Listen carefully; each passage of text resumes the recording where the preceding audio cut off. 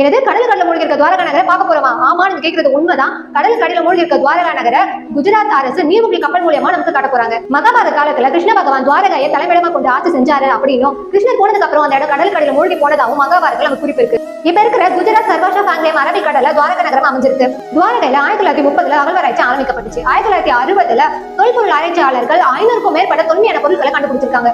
இந்திய தொல்லியல் துறை 2007 அகழ்வாராய்ச்சி பண்ணப்போ துவாரகையில ஏகப்பட்ட பொருட்களை கண்டுபிடிக்கிறாங்க. அது ஆராய்ச்சி செஞ்சப்போ அது 7500 இருந்து 900 வருஷங்கள் பழமையானதுன்னு சொல்லி பிரிட்டிஷ் ஆக்ஸ்போர்ட் யூனிவர்சிட்டி கணிச்சிருக்காங்க. கடல் மூழ்கி இருக்க துவாரகா நகரை பார்வையிடுறதுக்கு சிறந்த நீர்மூழ்கி கட்டுமானம் வேணும்னு சொல்லி மும்பையில இருக்கக்கூடிய சிறந்த நீர்மூழ்கி கட்டுமான நிறுவனமான மஸ்கானோட ஒப்பந்தம் போட்டு குஜராத் அரசு.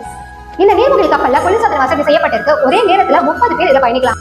அவசர தேவைக்காக இந்த கப்பல்ல மருந்துகள், மாஸ்குகள், ஆக்சிஜன்கள், ஸ்கூபா உடைகள்னு சொல்லி உயிர் காக்கக்கூடிய பொருட்கள் இருக்கு. கூடிய சீக்கிரமே 300 அடி ஆழத்துல நீர்மூழ்கி கப்பல்ல போய் துவாரகையோட அழகையும் நீர்வாழ் உயிரினங்களோட அழகையும் கண்டு ரசிக்க போறோம். இந்த மாதிரி விஷயங்களை தெரிஞ்சுக்கிறதுக்காக அம்பிட்டாக்க சப்ஸ்கிரைப் பண்ணிக்கோங்க.